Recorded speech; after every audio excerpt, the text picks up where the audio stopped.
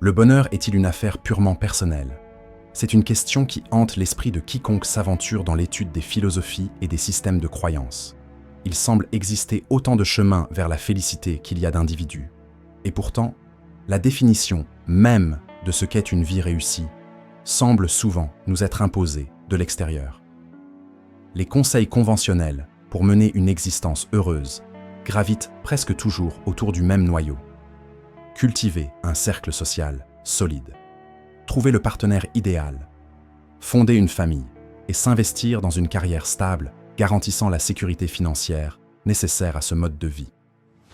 Ce discours est séduisant car il encourage l'intégration totale dans la machine sociétale, une structure qui offre certes de nombreux avantages et qui a fait ses preuves pour des générations entières. Comme l'a souligné Jordan Peterson, il est souvent sage de suivre le sentier établi de l'utilité et de la responsabilité, à moins d'avoir une excellente raison de s'en écarter. Cette voie offre un cadre, une reconnaissance et une forme de protection contre le chaos de l'existence.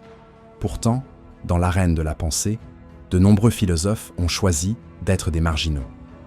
Ces penseurs ont rejeté les conseils de vie conventionnels, trouvant leur contentement dans des recoins de l'existence jugés socialement inacceptables ou étranges. Des figures comme Arthur Schopenhauer, Épicure, Démocrite ou Zhuangzi ont examiné la vie sous un angle différent, réalisant que le chemin tracé par la majorité n'est pas nécessairement le plus propice à la paix intérieure. Ils ont formulé des conseils de vie qui vont à contre-courant de la normalité, des préceptes parfois jugés controversés, mais qui explorent une vérité que la société préfère souvent taire. En nous penchant sur leur vision, nous découvrons que le bonheur n'est peut-être pas une chaussure à taille unique, mais un vêtement sur mesure que chacun doit apprendre à tailler lui-même, parfois au prix de la solitude ou de l'incompréhension de ses pairs. Cette dissidence n'est pas une simple rébellion adolescente, mais une quête rigoureuse de vérité personnelle, face à un conformisme qui, sous couvert de bienveillance, peut étouffer l'âme. Imaginez un vieil homme grincheux, marqué par des relations familiales difficiles, vivant seul avec son chien et déplorant l'état de souffrance universelle tout en écrivant inlassablement sur la noirceur du monde. C'est ainsi que l'on pourrait caricaturer Arthur Schopenhauer. Pour lui, la Terre aurait été plus paisible si elle était restée cristalline et sans vie, car l'apparition de la conscience a entraîné avec elle une quantité incommensurable de douleur. Au cœur de sa pensée se trouve le concept du « vouloir vivre », une force irrationnelle et aveugle qui nous pousse sans cesse à désirer, à procréer, à accumuler des biens et à rechercher un statut social. Ce vouloir vivre est le moteur d'une roue de hamster sans fin, générant une agitation intérieure constante. Si l'ascétisme des moines ou des ermites permet de freiner cette force, c'est un chemin ardu. Pour Schopenhauer, la vie conventionnelle ne fait qu'alimenter ce cycle de désir, nous, épuisant, dans une quête de validation sociale qu'il jugeait absurde, tant il considérait la nature humaine comme superficielle et souvent malveillante. Pour Schopenhauer, le bonheur ne réside pas dans l'accomplissement positif de désirs, mais plutôt dans la paix intérieure. Une existence calme, où l'on se détourne autant que possible de la course effrénée au succès. Il prônait une vie minimale, une modération des ambitions et un retour au plaisir simple, notamment intellectuel comme la lecture et la contemplation. En demandant moins à la vie, on réduit les exigences que l'on s'impose à soi-même. Il affirmait que le plus beau cadeau que le monde puisse offrir est un présent libre de douleur et calmement supportable. Pourtant, ce message est l'antithèse de ce que notre société de consommation nous dicte. On nous encourage sans cesse à l'inquiétude face à l'avenir, à l'accumulation de biens et à la performance, nous transformant en rouage a machine servant souvent les intérêts d'une élite financière. La société n'aime pas les non-conformistes, car ils cessent d'alimenter ce moteur de désir insatiable qui maintient l'économie à flot au détriment de la santé mentale individuelle. Au-delà de la simple réduction des besoins, il est essentiel de comprendre que la société moderne repose sur une économie de l'attention et de l'insatisfaction. Pour que le système fonctionne, l'individu doit se sentir perpétuellement incomplet. On nous vend l'idée que le bonheur est toujours dans le prochain achat, la prochaine promotion ou la prochaine étape sociale. En rompant avec ce cycle, les philosophes de la simplicité nous invitent à une forme de résistance politique et spirituelle. Refuser de désirer ce que tout le monde désire, c'est reprendre le pouvoir sur son propre temps. Le temps est la seule ressource véritablement finie, et pourtant, c'est celle que nous bradons le plus volontiers pour obtenir des symboles, de statuts, qui ne nous apportent qu'une satisfaction éphémère. En choisissant une vie moins encombrée, on ne se prive pas, on s'offre l'espace nécessaire pour que notre propre nature puisse enfin respirer loin du bruit des attentes d'autrui. À des milliers de kilomètres de là et des siècles plus tôt, le philosophe taoïste Zhuangzi proposait une vision tout aussi subversive. Il aimait renverser les perspectives, tournant en dérision les conventions rigides de son époque, notamment celles basées sur les rituels et les règles sociales strictes. Zhuangzi nous rappelle que ce que la société considère comme une inutilité peut en réalité être une bénédiction. Il soulignait la relativité de toute chose, affirmant que nos limites physiques sont réelles, alors que les désirs de notre esprit sont illimités. S'épuiser à poursuivre l'illimité avec une vie limitée est, selon lui, la recette certaine de l'épuisement.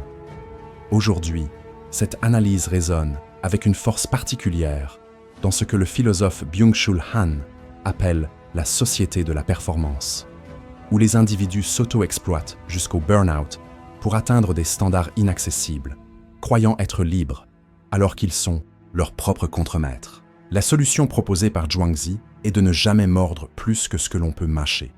Il conseille de suivre une ligne médiane, tranquille, évitant de rechercher la célébrité par le bien ou d'attirer le châtiment par le mal. En restant dans ce juste milieu, qui respecte les capacités réelles de notre corps et de notre esprit, nous pouvons protéger notre santé et nourrir ce qui compte vraiment pour nous. Certes, cette voie ne mène ni à la création d'empires financiers, ni à une gloire éphémère sur les réseaux sociaux professionnels, mais elle garantit la tranquillité et la longévité. C'est un choix conscient de refuser de s'épuiser dans l'environnement corporatif pour préserver son essence. Cette sagesse ancienne nous invite à ralentir et à reconnaître que la véritable réussite ne se mesure pas à l'aune de l'ambition sociale, mais à la préservation de notre propre nature et à notre capacité à rester en harmonie avec le flux naturel de l'existence. Cette harmonie passe nécessairement par une réévaluation de notre rapport à la solitude. Dans notre culture, la solitude est souvent perçue comme un échec, une anomalie qu'il faut corriger par une hyperconnexion constante. Pourtant, pour ces penseurs, la solitude est le laboratoire de l'âme. C'est le seul moment où l'on peut distinguer sa propre voix du vacarme des opinions collectives. Schopenhauer voyait dans la capacité à être seul un signe de supériorité intellectuelle et spirituelle, car celui qui possède un monde intérieur riche n'a pas besoin de mendier l'attention des autres pour se sentir exister. Apprendre à s'apprécier soi-même sans le miroir déformant de la validation sociale est une compétence fondamentale pour quiconque cherche un bonheur qui ne dépend pas des circonstances extérieures. La solitude n'est pas une fuite du monde, mais une rencontre avec la réalité brute de notre être, dépouillée des artifices et des rôles que nous jouons en public. Cette quête de tranquillité a également conduit certains penseurs grecs présocratiques à des conclusions radicales sur la famille et la descendance. Thalès de Milet, souvent considéré comme le premier philosophe occidental, avait choisi de ne jamais se marier ni d'avoir d'enfants. Pour justifier sa position, il utilisa une ruse cruelle envers Solon, l'un des 7 sages de Grèce, en lui faisant croire faussement à la mort de son fils. En voyant Solon s'effondrer de chagrin, Thalès lui expliqua que c'était précisément pour éviter une telle douleur qu'il préférait rester sans attache. Il comprenait que les liens profonds que nous tissons avec un conjoint ou des enfants nous exposent inévitablement à la souffrance de la perte. Bien qu'il ait fini par adopter le fils de sa sœur, son message initial soulignait le prix émotionnel élevé de l'engagement familial conventionnel. Une responsabilité qui, bien que gratifiante pour certains, peut devenir une chaîne pour ceux qui aspirent à une liberté totale de l'esprit. Démocrite, le père de la théorie atomiste, partageait ce scepticisme à l'égard de la procréation. Il affirmait qu'il est préférable de ne pas avoir d'enfants, car leur éducation demande un soin immense, et les voir mal tournés est la plus cruelle des douleurs.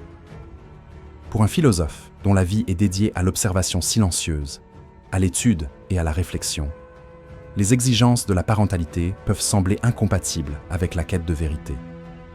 Démocrite allait jusqu'à suggérer que, si l'on désirait absolument un enfant, il valait mieux l'adopter chez des amis. De cette manière, on pourrait choisir un caractère qui nous correspond, plutôt que de subir les traits innés d'un enfant biologique. Bien que ces conseils brisent un tabou profond sur l'instinct parental, ils mettent en lumière une réalité souvent occultée. Le sacrifice total de soi que demande la parentalité et le risque de regret qui peut en découler, une vérité que notre société refuse d'admettre pour ne pas fragiliser l'un de ses piliers fondamentaux. Il est fascinant de constater à quel point l'idée de choisir sa vie est encore aujourd'hui perçue comme un acte d'égoïsme. On attend de l'individu qu'il soit utile, qu'il contribue à la démographie, à l'économie et à la stabilité des institutions. Pourtant, l'éthique de ces philosophes suggère une autre forme d'utilité, celle de l'exemple. En vivant une vie authentique, même si elle est solitaire ou sans descendance, l'individu prouve que d'autres modes d'existence sont possibles. Cette liberté est un rappel constant que nous ne sommes pas obligés de suivre le script qui nous a été remis à la naissance. La véritable responsabilité ne serait-elle pas, avant tout, envers sa propre conscience? Si l'on se force à entrer dans le moule conventionnel par peur du jugement, on finit souvent par nourrir une amertume qui empoisonne non seulement notre propre vie, mais aussi celle de notre entourage. L'honnêteté envers ses propres limites et désirs est peut-être la forme la plus haute de moralité. Enfin, Épicure, souvent mal compris comme un défenseur de l'indulgence sensorielle effrénée, proposait en réalité un hédonisme ascétique. Sa philosophie ne consistait pas à céder à tous les plaisirs, mais à les choisir avec une sagesse chirurgicale. Pour lui, le bonheur réside dans l'ataraxie, l'absence de trouble. Il conseillait de privilégier les plaisirs simples et faciles à obtenir, comme une nourriture frugale et la compagnie d'amis sincères. Étonnamment, il plaçait le sexe dans la catégorie des plaisirs inutiles et potentiellement dangereux. Dans une société moderne hypersexualisée, où la sexualité est présentée comme un besoin vital et un pilier du couple, la vision d'Épicure est provocante. Il considérait que la poursuite du plaisir sexuel apportait souvent plus de complications, de risques pour la santé, de troubles émotionnels et de dépendance que de réels profits durables. Pour Épicure, la liberté commence là où s'arrêtent les besoins superflus qui nous rendent esclaves des circonstances. En somme, ce qui caractérise ces philosophes, c'est leur audace à rompre avec la convention. En vivant selon leurs propres principes, ils ont tourné le dos aux attentes de la masse pour trouver des chemins alternatifs vers la paix intérieure. Certains pourraient les qualifier de lâches ou d'égoïstes, les accusant de fuir les responsabilités et les défis qui donnent du sens à la vie de la majorité. Mais on peut aussi y voir une forme de courage, celui de refuser de s'engager dans des voies qui ne nous correspondent pas, simplement pour satisfaire un standard social. Le bonheur n'est définitivement pas un modèle universel. S'il est sage de ne pas rejeter les traditions sans réflexion, il est tout aussi crucial de ne pas ignorer les voies non conventionnelles si elles permettent à un individu de s'épanouir véritablement. En fin de compte, la philosophie nous enseigne que la liberté commence là où l'on cesse de chercher à plaire à la foule pour commencer à écouter sa propre nécessité intérieure, car une vie vécue selon les termes d'un autre est une vie qui n'a jamais vraiment été la nôtre.